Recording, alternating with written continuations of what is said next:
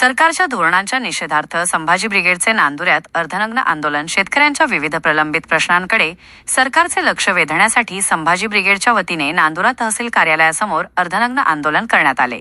यावेळी मुख्यमंत्र्यांना निवेदन पाठवून शेतकऱ्यांची संपूर्ण कर्जमाफी, अवकाळी पावसामुळे नुकसान झालेल्या फळबागांना एकरी 50,000 रुपयांची मदत, दिवसा वीज पुरवठा, जिगाव धरण प्रकल्पाला गती, ऊस पिकाला विमा संरक्षण, बियाणे खतांच्या कृत्रिम टंचाईवर नियंत्रण तसेच बोगस बियाणे विक्रेत्यांवर कठोर कारवाई करण्याची मागणी करण्यात आली. संभाजी ब्रिगेडचे जिल्हाध्यक्ष अमर पाटील, तालुका अध्यक्ष दिलीप कोल्हे यांच्या नेतृत्वाखाली हे आंदोलन करण्यात आले. यावेळी संघटनेचे पदाधिकारी व मोठ्या संख्येने शेतकरी उपस्थित होते. सन्मानात संभाजी ब्रिगेड मैदानात, शेतकऱ्यांच्या सन्मानात संभाजी ब्रिगेड मैदानात, शेतकऱ्यांचा सातबारा करा, आलाच पाहिजे, आलाच पाहिजे.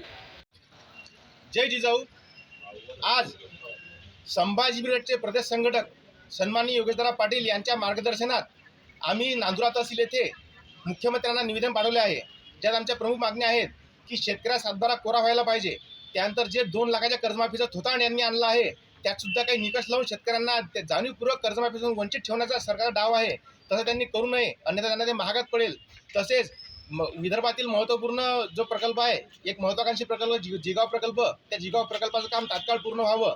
त्यानंतर आत्महत्याग्रस्त शेतकरी जे आहेत त्यांच्या कुटुंबाला तात्काळ आर्थिक मदत व त्यांचा सातबारा 100% कोरा करून मिळावा. अशा विविध मागण्यांसह आज आमचे संभाजी ब्रिगेडचे अर्धनग्न आंदोलन आम्ही इथे केले आहे.